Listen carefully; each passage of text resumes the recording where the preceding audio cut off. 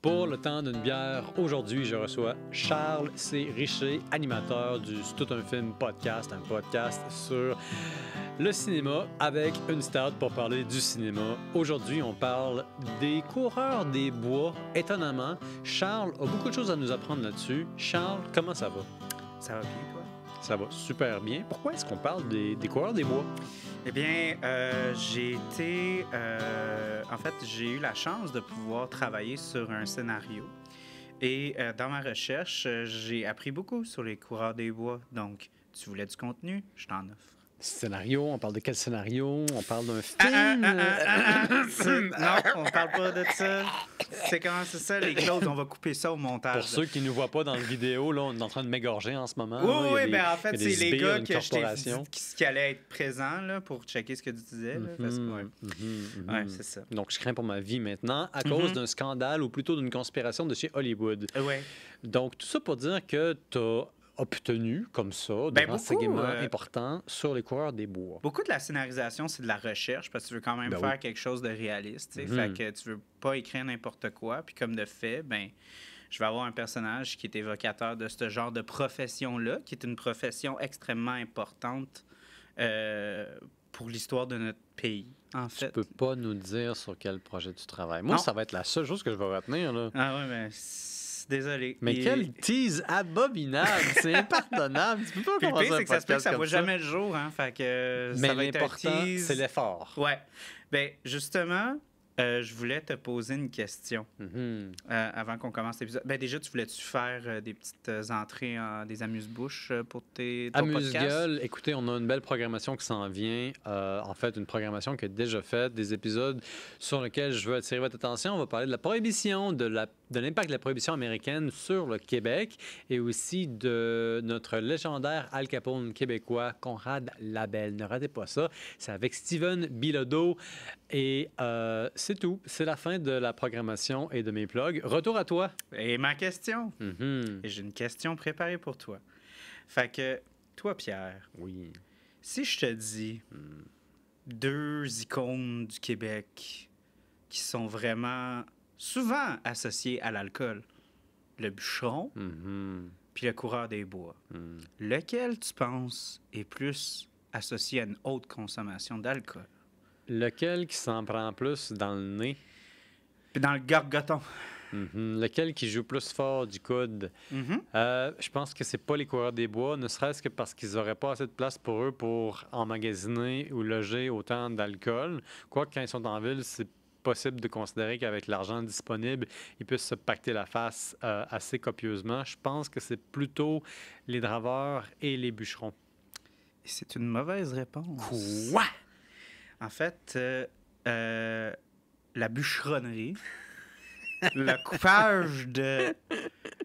coupage d'arbres, c'est une business extrêmement fructueuse et qui a placé le Québec sur la map durant l'industrialisation. Donc, on est vers 1870 qu'on commence vraiment à avoir beaucoup d'industries de plantes d'ébénisterie, beaucoup au Québec. Bien, ça a commencé aussi aux États-Unis, puis il y a beaucoup d'Anglais et d'Américains qui vont établir des camps, puis profiter justement des belles forêts qu'on a pour développer ce genre d'industrie-là. Et avec la business vient le professionnalisme, et donc l'alcool était banni sur les camps de bûcherons. Tu ne pouvais pas consommer de l'alcool. Fait que les bûcherons étaient extrêmement sobres comparés aux coureurs des bois. Donc, c'est un stéréotype et un mauvais rattachement. Premièrement, je suis outré. Et deuxièmement, je n'y crois pas. Je me dis, mais les bûcherons devaient trouver des façons de... Non, ils se faisaient crisser dehors, tout littéralement. Trier sur le volet, sans jugement supplémentaire. C'était là pour travailler. C'était une profession qui était très noble, rapportait des belles recettes. Il y avait un beau respect, souvent, entre les employeurs et leurs employés. Mais c'était une relation qui était basée sur le respect. Si tu ne respectais pas les règles, tu te faisais littéralement crisser dehors. Donc, on te jetait en dehors du camp à grands coups de pied dans l'arrière. Et là, vraiment, c'est tolérance zéro. C'était très structuré. Les gars, ils travaillaient du lever du soleil et même après le coucher du soleil. On rentrait à midi, on mangeait, on n'avait pas le droit de parler durant voyons donc, c'est quasiment religieux. C'était quasiment religieux. En fait, tu avais le temps pour la prière avant d'aller te coucher. Et les hommes étaient tout entassés dans les campements, dormaient ensemble, tout ça, mangeaient ensemble, vivaient ensemble, littéralement. Mais on avait le place pour le chapelet, pour la prière, pour tout ça. C'était des bons chrétiens, des bons travailleurs. Le stéréotype du bûcheron un peu dégueulasse, puis tout ça, c'est vraiment pas dans la réalité des choses parce que c'était tellement une business fructueuse qu'il n'y avait pas place à ce genre de choses-là. Comme il n'y avait pas place à des boss qui traitaient, je dis pas que ça n'existait pas, mais les boss qui traitaient mal leurs employés, ça se savait et il y avait moins de gars qui se pointaient l'année d'après. Voilà. Puis après ça, on restait pris. Fait que c'était comme à Hollywood, c'était basé sur efficiency, comme ils disent en anglais, et toutes les tâches sur les camps de bûcherons, c'était toutes nommées en anglais, il n'y avait pas de français, c'était dans la période où est-ce que c'était vraiment les Anglais qui ruinaient la planète et ruinait la planète qui ruinait la planète. Dans un contexte... que tu fasses un anglicisme dans lequel la conséquence est immédiatement absolument atroce et finale. Oui, excuse-moi. Donc, c'était vraiment comme... Prise 2. Oui, prise 2. C'était le pouvoir et le monopoly anglais qui était en train de contrôler un peu partout la planète. Et justement, il n'y avait pas place à l'erreur et il n'y avait pas de place à, justement, pas être des deux côtés. Justement. Fait que c'était des bonnes gages. Il y avait une belle augmentation de salaire avec les années. C'était vraiment... Il y avait de l'avancement de carrière. Là. Oui, exactement. C'était du travail bouger. dur, mais tu étais récompensé. Voilà. Fait que, tandis que les coureurs des bois, c'est une autre histoire. Une histoire que j'imagine que tu veux qu'on rentre. J'aimerais qu'on rentre dans cette histoire-là, la tête de la première. OK. Les coureurs des bois, c'est une position qui est, pour ceux qui ne savent pas, qui est... Déjà, c'est tellement iconographique. On est tellement associé à l'iconographie qu'on est à un point dans notre société où est-ce qu'on sait intuitivement, instinctivement les rapports visuels qui sont associés au coureur des bois, même les qualités du coureur des bois, mais on n'est même pas capable de le centrer dans un contexte historique très précis. C'est à un point où est-ce que le personnage a une vie de l'autre qui est mythologique, si on peut dire, presque dans notre culture. Tout le monde sait de quoi un coureur des bois a l'air, tout le monde sait qu'est-ce qu'il représente dans notre culture, mais on a de la misère à le placer. Comme si tu dis à quelqu'un, c'est quoi un coureur des bois, quelqu'un va être capable de dire, ça, c'est un coureur des bois. Puis il y a tel genre de qualité, oui, c'est quelque chose qu'un coureur des bois aurait, mais tu dis, c'est quoi un coureur des bois? Les gens ne savent pas exactement. Donc, on le reconnaît, mais on ne le connaît pas. Exact. Fait qu'un coureur des bois, c'est quelqu'un qui faisait la trêve de fourrure. Et la traite de fourrure. C'était pas la trêve? Je pense que c'est la traite. C'est toi qui la traite de fourrure. La traite de fourrure. Donc, dans la période où est-ce qu'on a la colonisation, quand la France arrive au Québec, la France arrive en Nouvelle-France, ben, en fait, vient en Amérique et déclare que l'Amérique est rendue tout le territoire qu'ils veulent contrôler et la Nouvelle-France. C'est dans une optique, pas de colonisation, mais de pillage, si on peut dire. On veut retirer beaucoup des ressources et quelque chose qui était très fructueux comme business dans le temps, c'était la traite de fourrure. C'était la transformation de fourrure parce que le pelage des castors de l'Amérique était un pelage qu'on n'avait jamais vu en Europe par rapport aux castors. C'était un pelage qui était extrêmement épais. Pouvait être fort sur n'importe quelle intempérie parce qu'on a des intempéries quand même assez fortes en Amérique. Donc, la fourrure suit ce genre d'intempérie-là, va être pas mal plus imperméable, chaud, elle va isoler beaucoup mieux. Ouais. Donc, c'était un point où est-ce que la colonie française n'utilisait pas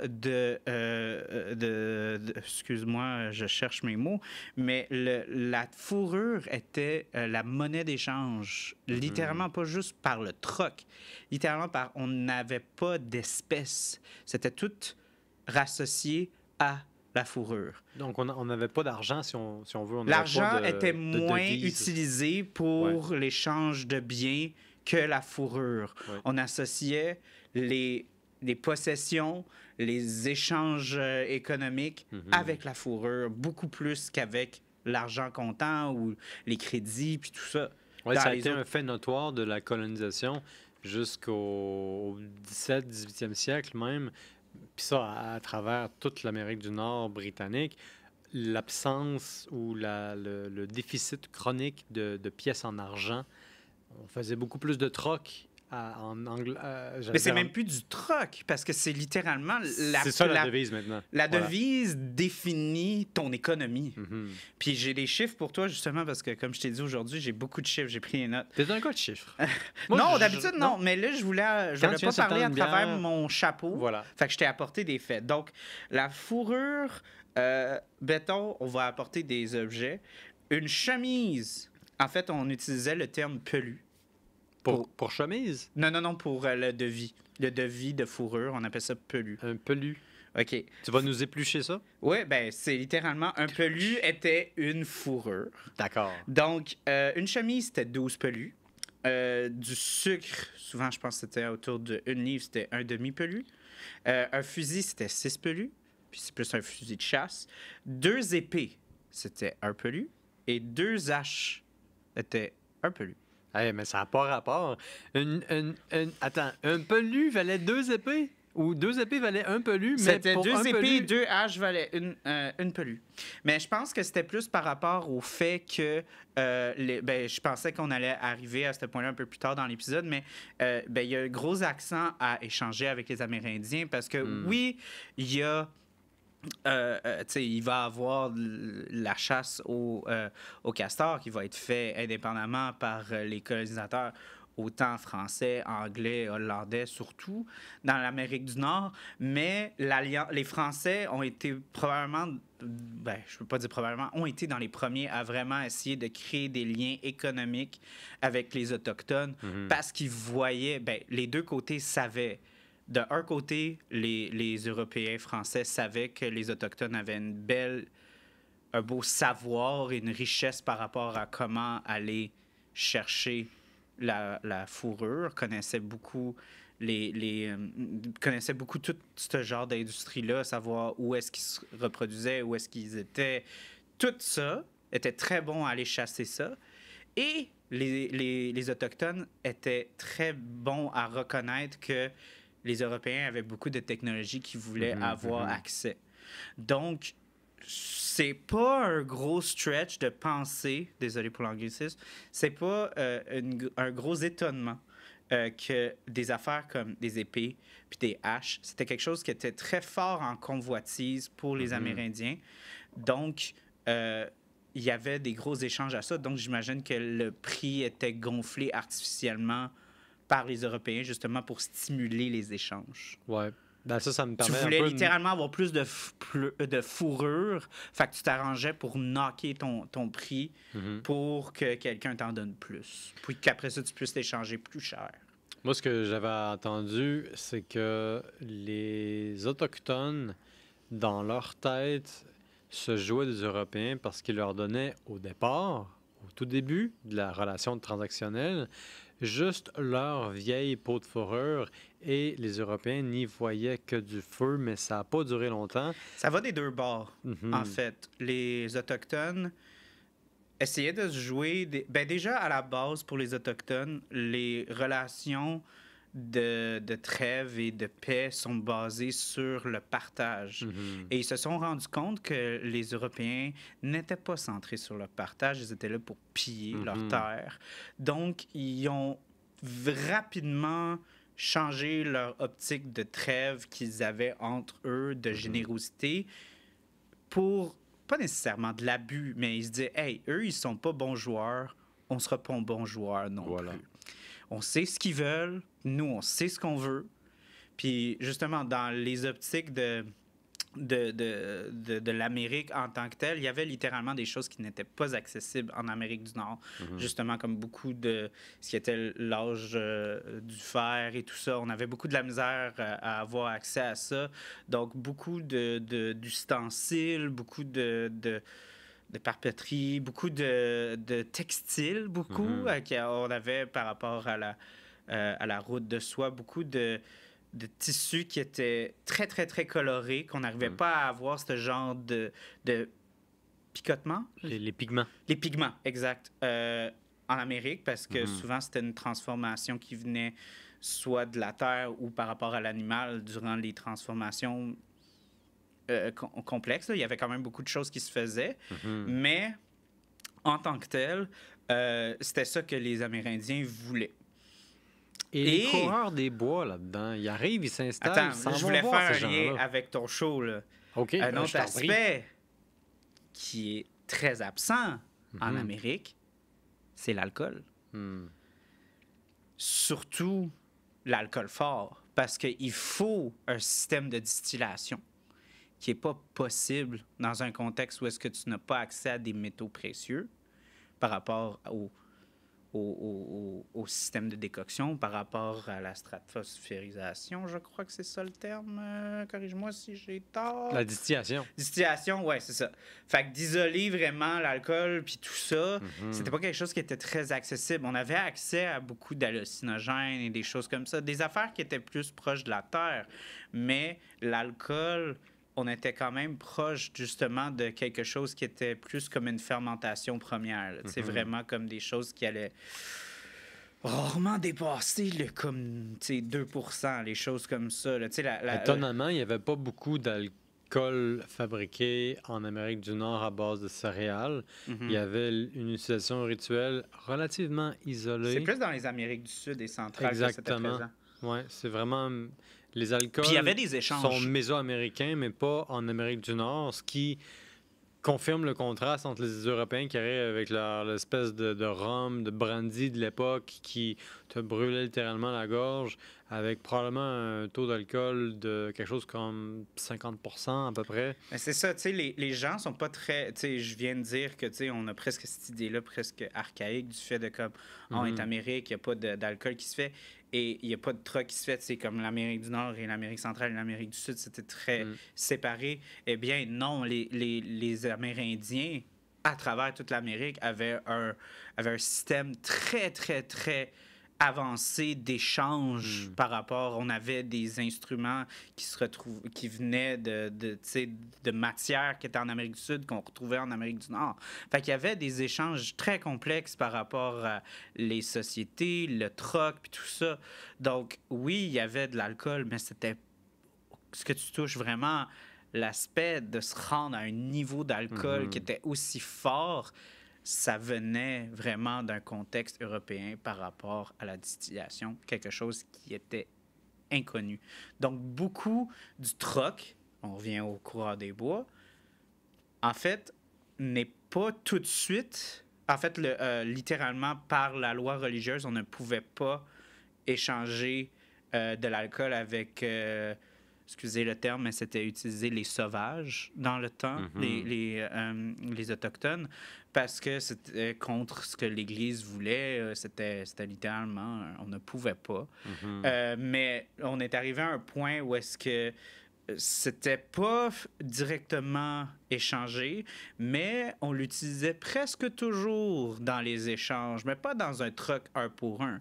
C'était... Comme aujourd'hui, c'était un esprit d'aider à l'aspect convivial, à l'aspect d'échange, à l'aspect de relaxer les relations, du fait de comme, on se pogne un verre, on jase, puis tout ça. C'était le même contexte, mais on est arrivé à un point où est-ce que, mettons en 1634, Champlain, il essaye de contrer justement parce qu'il y avait des échanges qui n'étaient pas légaux avec, littéralement, on va commencer à troquer de l'alcool pour des biens. Puis vu que c'était contre les vœux de l'Église, Champlain essaye d'arriver et faire une barrure là-dessus. Mais l'argument qui ressort, c'est comme si on le fait pas, c'est les Anglais qui vont le faire. Et les Anglais, pendant 3 ans, pendant que Champlain essaye de créer ce genre de barrière-là, le font. Donc la France se voit forcée à non officiellement troquer de l'eau de vie ou peu importe le genre d'alcool qu'on pouvait mettre sous la main beaucoup avec les Autochtones. On est vraiment dans la compétition géostratégique. Oui, et puis les l'alcool Hollandais, est une les façon Anglais, de les gagner. Français avaient un gros monopole sur l'attaque. C'était littéralement, pour ceux qui ne le savent pas, je vais vous peut-être péter votre ballon intense, là, mais la compagnie de la baie du Tson, c'est pas juste une compagnie de grande surface. C'est probablement la compagnie la plus ancienne de notre pays, parce qu'elle a été établie justement pour la trêve de fourrure par les Anglais, qui compétitionnait avec la compagnie du Nord-Ouest, qui était vraiment basée sur le territoire français. Et c'était littéralement une compétition qui menait à des conflits armés. C'était Les deux compagnies se les battaient deux l'une contre compagnies l'autre. se battaient au nom de leur compagnie, Avec pas des au nom soldats, de... là. Ben, indirectement par le nom de la nation, mais tu sais, Ouais. littéralement, ça devenait compétitif, ça venait américanisation dégueulasse du fait de comme on va engager du monde par contrat, qu'on sait qu'ils ont plus d'expérience, on va les soudoyer avec de l'argent. Littéralement, des membres de la compagnie du Nord-Ouest vont se faire prendre par la baie du Tison, se faire corrompre parce qu'ils ont une plus grande expérience ou peu importe, ou vice-versa. C'est pour ça que c'était plus nécessairement une notion de nationalité. C'était littéralement un rattachement. C'était comme du brand... comment on dit, du brand partnership. C'est vraiment comme tu t'associes à ta brand, pas nécessairement Moi, tu me dis ça, je pense à toute la génération d'influenceurs qui a oui, émergé c'est ça. depuis les dernières 5 années. C'est plus, Sauf tu que trahis ta de patrie gens pour de l'argent. Mais tu me parles quand même de gens qui sont très loin de la mère patrie, qui sont au Canada dans des forêts infinies, C'est puis justement... qui sont un devant l'autre avec des fusils. C'est justement ça, puis je suis content que tu touches à ce contexte-là. J'y touche. C'est que c'est plus le même contexte, parce que la France est loin. Et la France était, puis j'utilise le mot la France, mais l'Europe était loin. La patrie était loin. Et la patrie était difficile parce que c'était de la monarchie. C'était, et comme on l'a dit sur un autre épisode, l'Amérique était terre de prospérité, était terre de nouvelles promesses. D'espoir. Et d'espoir. C'était le nouvel Éden. C'était, tu n'as aucune chance en Europe, tu as une chance en Amérique. Tu te fais donner une terre par le roi ou tu te fais donner un contrat en tant que coureur des bois par le roi. Donc, tu as l'opportunité de faire ce que tu veux. Les normes sociales ne sont plus en ligne de compte. Et t'es loin des représailles de la couronne aussi. Exactement. Genre, ça te tente de être un petit peu... Insérez votre génocide ici et continuez la phrase. Pas nécessairement de génocide, mais tu sais, littéralement, si tu ne veux pas suivre la parole de Dieu, si tu veux commencer à être un peu contre les lois de ton pays qui est à des milliers de kilomètres de là, ça peut commencer à blender. Même, puis là, on commence à rentrer littéralement avec les échanges de culture avec les Autochtones qui, eux, vont apporter des perspectives complètement différentes par rapport à ce qui est enseigné, procréé, mais aussi instauré avec force par la couronne européenne, souvent. C'est une notion de partage. Dans la terre autochtone, il n'y a rien... Ben, pas qu'il n'y a rien, mais la terre appartient à tous. C'est vraiment dans une notion de partage. Il n'y a pas de... ça m'a choqué quand je faisais mes recherches. Il y avait littéralement, quand il y avait un combat entre deux nations autochtones, les prisonniers se faisaient reprendre par la tribu. Et si tu acceptais de faire partie de la tribu, ben, tu allais vivre tout le reste de ta vie avec la tribu. Si tu acceptais de ton plein gré de prendre femme avec union, tu allais être traité à un égal avec quelqu'un qui a été né et élevé à travers la tribu toute sa vie, même si, il y a quelques printemps ou peu importe, tu étais un ennemi juré de la tribu. Fait que c'était plus... Puis là, quand les Européens arrivent, là, il y a tout l'aspect des échanges technologiques, économiques, tout ça. Fait que les Autochtones ont presque une optique de prendre beaucoup d'Européens dans leur clan pour avoir des meilleurs échanges politiques, avoir des meilleurs échanges économiques. On a littéralement, t'en as un qui parle leur langue, qui connaît leurs coutumes, qui connaissent leur technologie. Ça va aider qu'ils soient avec nous autres. Tu sais, littéralement. Fait que Il y a beaucoup littéralement, de coureurs des bois qui vont marier des femmes autochtones et c'est pas dans un aspect de mesquinerie ou d'abus. C'est littéralement, c'est une espèce d'acceptation, de fascination, mais aussi de juste convertir à un mode de vie qui est complètement différent. Fait que, on voit beaucoup le coureur des bois comme étant un esprit extrêmement libre, un esprit qui apporte beaucoup de revenus dans cette terre très, très jeune qui est comme la nouvelle colonie de la France. Et au début, c'est très fructueux. Mais là, quand les Anglais, les Hollandais s'en mêlent... Ah, les Anglais. C'est pas la même chose. Comment ça change? Pourquoi ça change? C'est parce que l'optique des Français est très économique et très religieux, tandis que les Hollandais, je dirais, c'est un petit peu plus économique. Puis les Anglais, c'est vraiment plus dans une... Ben, on le voit avec le développement de l'Amérique, les États-Unis. C'est plus dans une optique de colonisation forte, tandis que le Québec / la Nouvelle-France, c'était vraiment de s'éparpiller le plus possible. Fait que quand tu arrives dans une notion de combat de terre, tu perds assez vite parce que tu n'as pas assez d'hommes ou de femmes ou peu importe. À cause de l'éparpillement. Oui, à cause de l'optique de comme il faut couvrir le plus de territoire possible parce que eux, c'était vraiment comme on veut toucher le plus de points possibles, le plus de points d'eau, le plus de territoire pour avoir le plus de ventes avec les fourrures. Fait que c'est pour ça que la colonie française est vraiment très grosse, mais très faible et très dure à défendre. Oui, aussi, ben le territoire. Puis aussi, la France, ça va très, très mal d'un point de vue économique. Oui. Tu as encore plus de contexte que moi là-dessus. Là, fait que... C'est que la politique de la France par rapport à sa colonie est beaucoup plus restrictive par rapport aux opportunités commerciales que la politique de l'Angleterre par rapport à ses 13 colonies. Les 13 colonies n'ont pas autant d'interdictions, n'ont pas autant de limites, n'ont pas autant de taxes, en fait, à payer. C'est un drôle de paradoxe parce que, justement, la France est tellement large, puis ils ont des lois, puis des règles plus sévères, mais en même temps, ils n'ont pas les effectifs pour les forcer, en fait, leurs règles, comparées... Ça nous amène à un épisode vraiment important.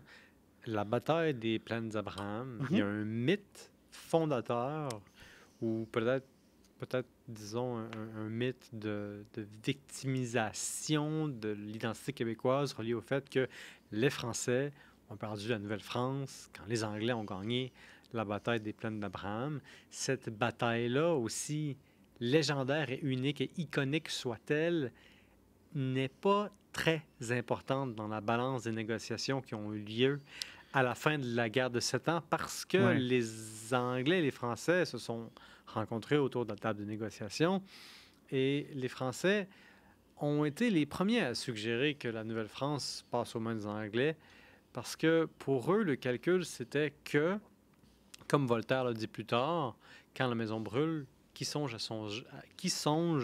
à sauver les étables. En fait, je ne suis pas sûr que c'est Voltaire qui a dit ça, mais la pensée restait que la France était peu développée, alors que les 13 colonies étaient énormément développées, étaient très coûteuses et surtout donnaient peu de revenus à la France. Alors, pourquoi faire? Mais c'est parce que la France a imposé le mercantilisme, c'est-à-dire l'interdiction aux colonies de compétitionner avec ce que la mère patrie faisait. Donc, les restrictions étaient vraiment énormes et aussi, pour la France, la Nouvelle-France n'est jamais devenue une priorité.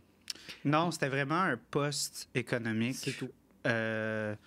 Mais qui ne donnait pas beaucoup d'argent. C'était pas un succès pour la France, la Nouvelle-France. C'est parce qu'encore là, on revient dans le contexte de comme, c'est le nouvel Éden, c'est la terre d'opportunité, mais la réalité est que oui, le Québec était très riche en ressources. On l'a vu après avec les bûcherons puis tout ça. Le Canada est très fort en ressources, mais dans une optique européenne de ces années-là, il ne l'était pas. C'était littéralement juste la fourrure. Il n'y avait pas d'or, il n'y avait pas toutes les choses qu'on recherchait. On se foutait de tout ce qui n'était pas fourrure. Oui, tu sais, puis la fourrure, tu sais, ça a venu un temps, mais ça avait pas... Tu sais, il y avait un aspect très... c'est un petit peu très insultant à dire, mais c'était presque une mode, en fait. À un moment donné, la mode, ça change. Puis oui, il y a un aspect pratique. Les fameux chapeaux à 3 côtés là, qu'on portait souvent en France, c'était directement du castor. Oui. Fait qu'il y avait un aspect mode, oui, qui fluctue, mais il y avait, tu sais, il y avait un aspect pratique, puis c'est bien correct, mais ça en finissait là. Il n'y avait pas comme un autre incitatif à ça. Puis, bon, dans l'optique de la structure qui avait tout été pris, encore là, comme on disait, les coureurs des bois étaient des esprits libres. Il y avait littéralement des contrats, puis les contrats, c'était pas comme genre, soit là dans 3 jours, soit là dans 4 jours, soit là dans 5 jours. Le contrat était, tu me ramènes un bon nombre de fourrures, reviens dans 3 ans à Montréal. C'était ça le contrat avec la couronne. C'était très, très, très large. Puis les coureurs des bois avaient vraiment une liberté par rapport aux échanges qu'ils allaient faire. Parce que c'était pas comme faut que tu m'en emmènes 15. C'était pas tu m'en emmènes 20. C'était tu m'en emmènes autant que tu peux. Fait que ça en dit long sur le niveau d'autonomie qu'il y avait sur leur propre vie à une époque où est-ce que la plupart des gens avaient zéro autonomie sur leur vie. Oui. Puis c'est pour ça que, tu sais, quand on se retrouve dans cette optique-là, puis qu'on est encore exposé aux Autochtones qui ont vraiment une notion de... On n'a pas un rattachement à un être qui a été choisi par Dieu, puis tout ça. C'est vraiment une optique de vraiment comme voici la terre, voici ce qui est offert, voici ce que je peux prendre, voici ce que je peux offrir, voici ce que je peux partager. Fait que les coureurs des bois étaient essentiels pour l'économie et par conséquent la colonie française, mais étaient des parias sociales. C'était pas Ils devaient être jugés quand même assez extrêmement sévèrement jugés, par les extrêmement... C'était les pirates de la France. Tu sais, c'était vraiment... il y avait un contrat, ils faisaient ça pour le roi, mais ils n'écoutaient pas la religion. Tu sais, ils étaient croyants, mais borderline. Là, tu sais, comme il y en avait qui, littéralement, se convertissaient aux croyances autochtones. Elle commençait à marier des Autochtones. Ça, là... Tu sais, il y avait un gros clash avec l'Église puis les coureurs des bois, parce que l'Église voulait renforcer son pouvoir sur la jeune colonie, mais en même temps, les coureurs des bois étaient comme, c'est-tu toi qui amène le revenu? Non, c'est moi. C'est qui le chef? C'est qui travaille? C'est mais qui en même temps, remplit son contrat? En même temps, ils respectaient leurs limites, dans le sens que les religieux contrôlaient les villages, contrôlaient les paroisses, mais les coureurs des bois, c'était des colonisateurs éphémères. Ils ne faisaient pas partie d'une structure complexe sociétale. Ils étaient vraiment des agents libres qui souvent vivaient beaucoup plus dans la grosse faune très luxuriante du Canada, qui est un pays absolument énorme, tu sais.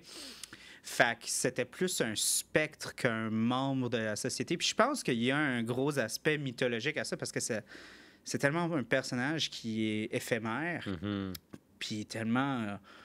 un peu comme un esprit, là, on le voit une fois ou 2 ans, on l'a peut-être croisé sur une rivière, puis tout ça, qui a presque un aspect inhumain à la chose. Là. C'est plus comme juste un gars qui est là à chaque dimanche à la messe. Il est en dehors du cadre normatif.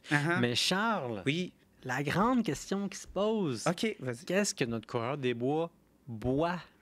Que boit le coureur des bois? Le coureur des bois, justement, est un troqueux.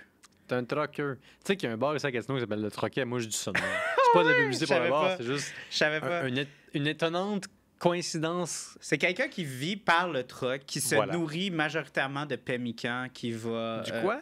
Du pemmican, c'était de la viande, surtout de bison, qui était séchée au soleil et mélangée avec certaines baies et herbes. C'est du jerky!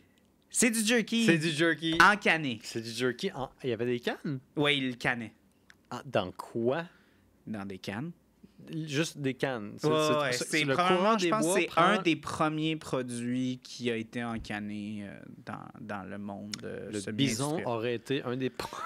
Ben, les Autochtones faisaient du pemmican depuis des générations, oui. là, en fait. Là. C'était quelque chose d'extrêmement important. C'est de la viande de bison séchée avec des Ouais, aromates. avec des aromates qui, j'assume, avaient des propriétés qui allaient être conservatrices. Oh oui, je t'assure qu'il y a beaucoup d'aromates qui font ça. Oui, fait que... Le houblon dans la bière est un bon indicateur, un bon exemple. Exactement.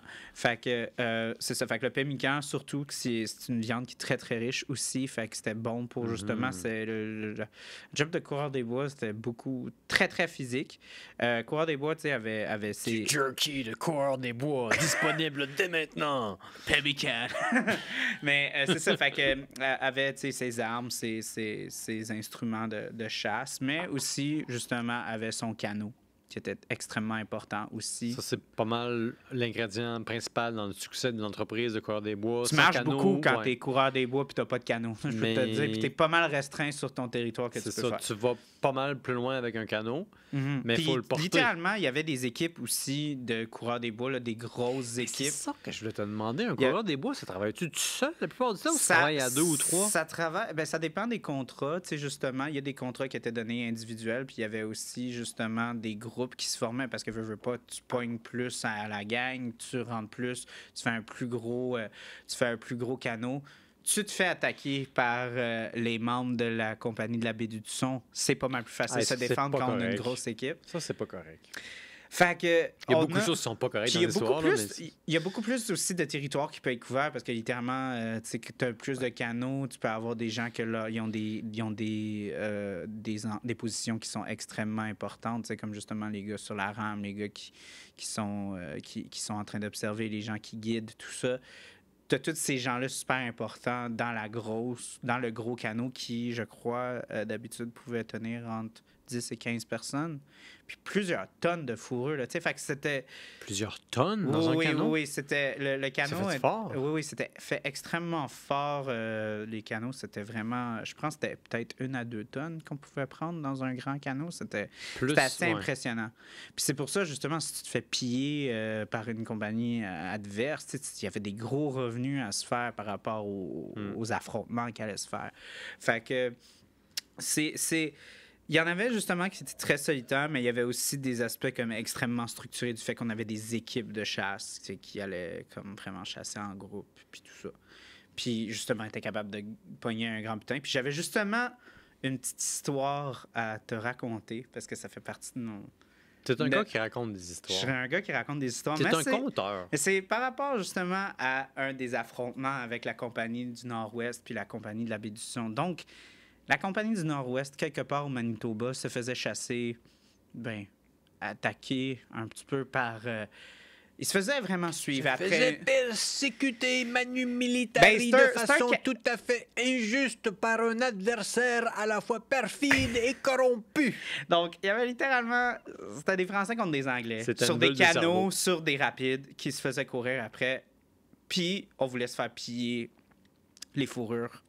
Puis... justement, dans un échange, ils ont été capables en fait, les Français tenaient tellement à leur rhum que...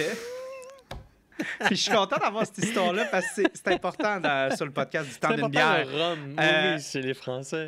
Ils n'ont pas protégé leur fourrure, ils ont protégé leur rhum. En fait, ils ont accosté sur une petite île et ils ont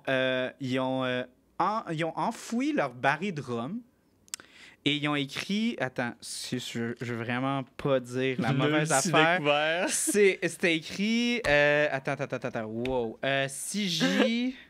Voyons. Attends. Vas-y, tu vas l'avoir. Je vais l'avoir. Attends, c'était dans la fin de mes notes. Mais je trouve que mon idée jusqu'à là est très bonne. Oui. Attends. Nul? Non? Ça te convainc pas. Non, c'est pas... Attends. Cette page-là est vierge, mon ami. Il y a oui, c'est ça. OK, ben CJ, CJ quelque chose, le baril. CJ le baril. OK. Puis là, il pensait que c'était un nom français qui était le baril. Mais c'était... Fait que là, il avait fait une fausse croix, puis il avait foutu... Fait que les Anglais... avec un vrai faux nom. Les Anglais, bons croyants qu'ils étaient, se sont arrêtés pour faire la prière pour l'homme qui avait péri. Et ils ont béni son âme pour qu'il puisse aller vers les cieux. Hey, ça a pas d'allure. Puis ça a donné assez de temps pour les Français de s'échapper. Donc, 1 an plus tard, ils sont allés Parce que chercher les Anglais étaient en train de prier les Français. On en profité pour Décalissé. partir. Littéralement décalissé. Puis, 1 an plus tard, ils sont allés chercher, ils ont déterré le baril et ils l'ont bu sur l'île. Et depuis, le lac est écrit le baril. Mais clairement, Au Manitoba. les fourrures valaient plus que le rhum. Non? Oui, mais tu sais, comme je t'ai Français dit, aiment leur rhum. l'alcool, c'était comprends. très important dans les Oui, échanges. tu fais bien puis- de le rappeler. Puis c'est pour ça que c'était. Ben, de un, c'était bon pour les esprits, là, littéralement. Ça apaise un petit peu. ça réchauffe presque plus qu'une fourrure. Quand il fait très, très froid. Fait que le rhum était très important, autant comme modèle d'échange, comme on a dit, avec les Autochtones, beaucoup, mais aussi était extrêmement apprécié par les coureurs des bois. Et c'était aussi quand même pas si difficile à avoir parce que le cercle commercial des Anglais était si développé qu'ils étaient prêts littéralement à vendre du rhum à des Français à un bas prix parce qu'ils voulaient juste stimuler leur propre économie. Fait que c'était pas si difficile. Il n'y avait pas comme une grosse restriction à faire là-dessus. Là. Parlant d'alcool, Oui. je pense que c'est un bon moment pour indiquer quels sont les alcools que nous consommons durant le show. Oui. Il y a quelques bouteilles et quelques échantillons ici qui sont sur la page. On va commencer avec la bière que toi, tu bois. Oui. En tout cas, que tu viens de commencer à Oui. goûter. Non, ben me suis rempli, c'est pour ça. Ah, OK, tu t'es re-rempli. Je me suis rempli, j'ai ronde été numéro avare un peu, comme les Français quand ils sont arrivés en Amérique. Excellente référence au pillage institutionnalisé de la colonisation en Amérique du Exactement. Nord. C'est bien fait. Qu'est-ce que tu bois en ce moment? C'est la corne de Brune, en fait, de la microbrasserie à l'abri de la tempête, qui est une bière assez forte. Sur les îles de la Madeleine, c'est ça? Oui, exactement. Fait que c'est une bière à 9 c'est une Scotch Ale. Donc, en fait, c'est une bière qui est assez caramélisée. En fait, qui est vraiment connue par rapport à son aspect caramélisé, boisé, un peu tanin. Mais c'est vraiment plus forte sur le mat, le sucre d'orge, là, vraiment. C'est un de mes styles de bière préférés. Fait que quand tu me l'as offert, j'ai un peu sauté dessus. T'étais très content, là. Ouais. T'étais comme, Ouais, j'étais quand même assez content, Voilà, ouais. comme quelqu'un qui a un cadeau de fête puis qui est comme tout ému par l'offre. Ben plus comme t'étais comme bah tu peux prendre ce que tu veux puis moi je l'ai joué Ah, un je petit vais peu en prendre dessous. ceci. Je dis Je ben voudrais si t'apprends pas je je vais voudrais pas apprendre. t'en imposer, mais celle-là, c'est ma priorité. Puis si jamais tu me la donnes pas, il va y avoir des conséquences extrêmement négatives pour toi et ta vie. Je suis pas si intense que ça. Là. J'aime la Scotch Ale, mais pas au point mais où est-ce que je vais faire venir mes gars pour Je comprends, mais s'occuper de toi. Là. moi, je suis à ce point dramatique que je vais inventer tes gars Ouais. pour te blâmer pour le... Mais on a autre chose aussi pour Voilà. justement. Ben moi, je suis en train de boire ici une Victor. Victor Sabro, pardon, du Trèfle Noir, qui est une IPA de la Nouvelle-Angleterre d'une peintabilité extrême. C'est comme... J'ai pris un petit gorgée, c'était très bon. C'est trop facile, là. Ça, on est dans le jus de fruits, mais en même temps, l'alcool, il est quand même détectable. Tu sais, des fois, il y a des bières de l'Angleterre dans lesquelles l'alcool est complètement oblitéré par la puissance du fruit. Là, tu détectes encore un peu l'alcool, sauf que le fruit est tellement intense que, écoute, tu as un peu la sensation dans la gorge que tu bois du jus puis que ça finit là. C'est un niveau plus extrême Ben, que je la vois de plupart des... loin les houblons qui sont utilisés, Vic Secret, Sabro. En général, le Vic Secret a une bonne astringence, assez résineux aussi, mais le Sabro, il coupe bien pour justement offrir tout ce que tu parlais, justement, d'un aspect comme vraiment très juicy, là, très bière trouble, vraiment tropical. Juicy. C'est c'est exactement ça, c'est le bon mot, c'est tropical. J'ai pas bu beaucoup d'IPA dans ma vie qui sont aussi tropicales que ça. Puis il y a un autre alcool aussi qui est bref mais discret et surtout qui a été tellement consommé qu'il n'en reste pas beaucoup. La bouteille que ça marche bien chez nous. Le fait de consommer beaucoup, qu'il n'en reste pas assez beaucoup, T'es venu à un de mes parties, tu sais que ça vient rock'n'roll je pas mal. sais à quel point l'alcool coule à flot. Comme, cet alcool-là qu'on a juste devant nous, dont j'ai toujours pas mentionné le nom, c'est quoi? C'est un coureur des bois, je pense, hein? C'est ça. C'est un whisky qui est fait avec sirop d'érable, en fait, qui est encore là, presque aussi iconique que le coureur des bois dans l'aspect de distillerie au Québec. Beaucoup de gens connaissent le coureur des bois justement comme étant autant le whisky à l'érable, mais ils ont aussi une crème similaire à un Baileys, mais au lieu d'être sucré juste normalement comme un Baileys, ben là, on a des du sucre d'érable qui va être utilisé pour l'aspect plus bonbon. Mais Si on peut quelle dire. odeur! Et cette version-là, c'est la version, si je ne m'abuse, la 7 ans d'âge. Donc, celle-ci a été vieillie 7 ans comparé au bras. Je dis au brassin, bien en fait au baril régulier qu'on trouve à l'épicerie. Ça sent le ciel. Ouais, hein? Je pense que tu te mérites une petite gorgée. Une petite gorgée? T'as assez parlé que je pense qu'une gorgée serait pas Je trop. m'excuse, C'est pas de cette fois-là, travers. je t'ai pas laissé assez de temps pour parler. C'est pas grave. Tout est correct. Tout est égal à la fin du monde. Oh! On n'est pas rendu à la fin du monde, mais à la fin du monde, tout est égal. Je sais, cette philosophie-là est comme un peu trop profonde pour le sujet de notre conversation. Les coureurs des bois, là, finalement, comment toi tu sais qu'ils buvaient plus que les bûcherons, à part du fait que les bûcherons, ils n'avaient pas le droit de boire? Ils boivent quoi, les coureurs des bois? Qu'est-ce qu'on sait par rapport à la consommation habituelle de choses? Ben, c'était beaucoup, justement, le rhum. Dans tous les documents que je voyais, c'était littéralement le rhum était. Ben justement, on va se dire, à cause de l'esclavage dans les Caraïbes, on a vraiment une industrie qui est extrêmement fructueuse pour l'Empire anglais. Donc, le rhum devient quelque chose d'extrêmement accessible. Aussi, quand on parle de rhum, on peut littéralement dire, tu sais, c'est un spiritueux, tu sais, qui est très sucré. Donc, dans la notion d'accessibilité. Donc, ça prend, comment dire, ça prend pas un palais hyper développé pour apprécier un bon rhum. Voilà. Fait que c'était littéralement juste une monnaie d'échange très facile à faire. Donc, C'était un des alcools qui étaient les moins compliqués, les moins chers à procurer, Exact. à fabriquer puis à vendre. C'est C'était ça. l'alcool. En fait, c'était l'alcool le plus. C'était l'alcool fort le plus abordable de l'époque. C'est comme Super C. C'est beau, c'est bon, c'est pas cher. Fait que, OK. pourquoi ne pas abuser? Ah, voilà. Voilà. Fait que, puis aussi, je pense aussi littéralement la En partie à cause de peut-être proximité. l'esclavage puis tout. Oui, mais aussi la proximité de l'Amérique, littéralement. Puis les gens oublient souvent, si vous regardez à travers le Mississippi, il y a tellement de noms de villes francophones, parce que les Français se sont rendus jusqu'à la Louisiane. Tu sais, puis ça a été une terre qui a été offerte par Napoléon durant... quel échange, excuse-moi? Tu dois C'est le passé savoir. en 1803, je pense. Ouais, c'est ça. Fait que la Louisiane était très francophone avant ces années-là. Puis c'est pour ça que quand vous allez en Louisiane, c'est tellement un échange de plein de cultures. Ah, c'est une culture absolument vibrante. C'est vraiment très, très Oui. riche, là. Fait que...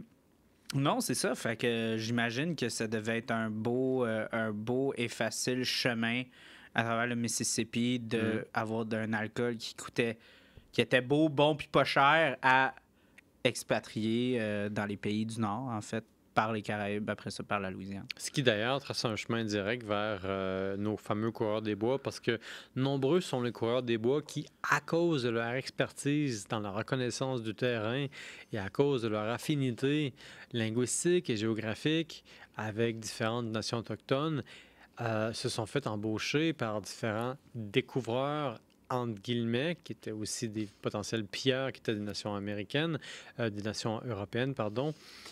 Beaucoup de coureurs des bois ont fini par cartographier l'Amérique pour les Français puis pour les Anglais.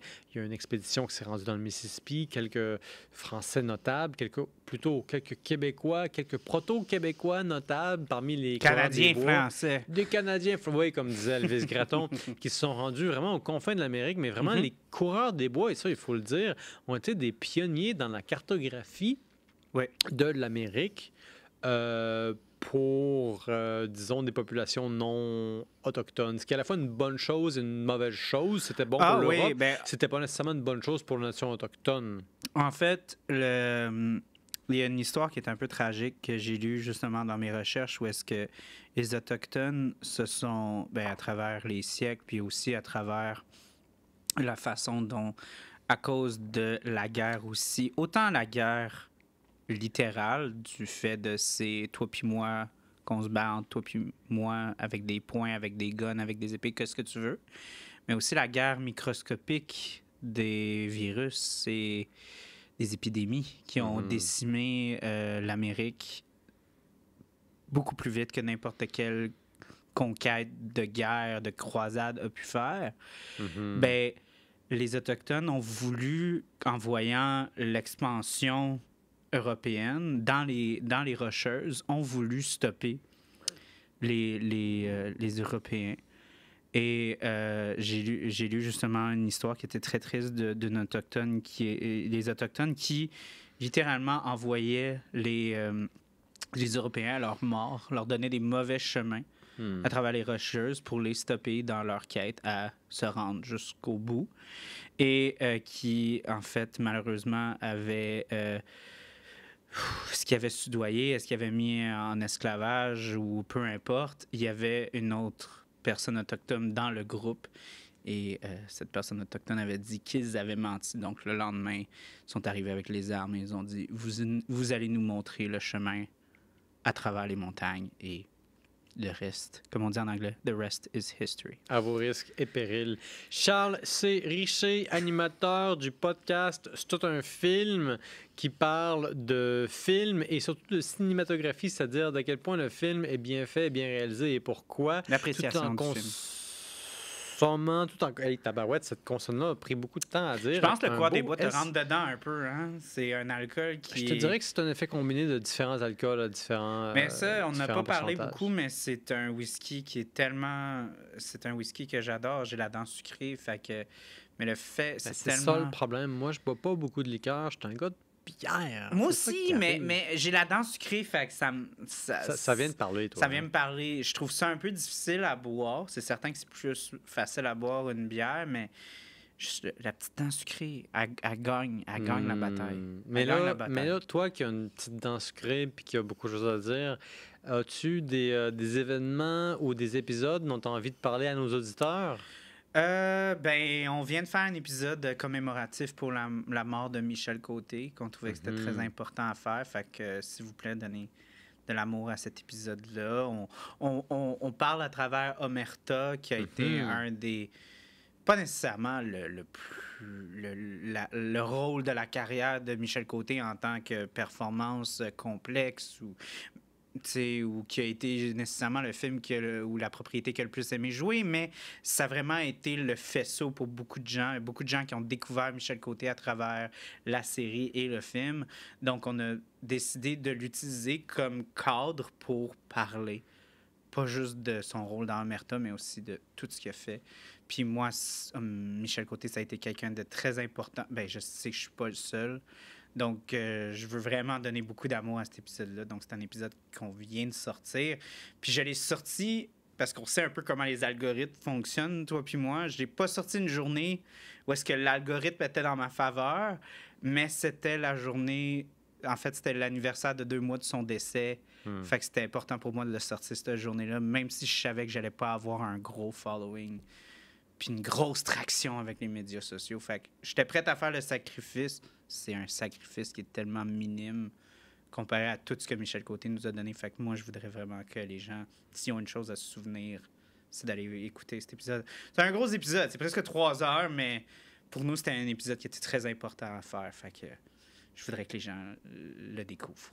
Un épisode pour le plus grand bien, non pas un sacrifice, mais un investissement pour aller retrouver pour le temps d'une bière ou d'un stout avec Charles C. Richer. Comment on pourrait dire ça? Le leg en anglais ou alors l'héritage que nous a laissé Michel Côté. Donc, vous pouvez retrouver notre ami Charles Richer sur le site C'est tout un film podcast.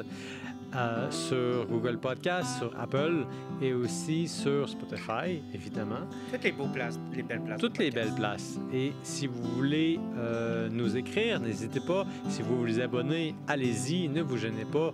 On n'est pas sorteux. Et moi, je vous dis pour l'instant à la semaine prochaine et on se revoit bientôt. Ciao! Ciao!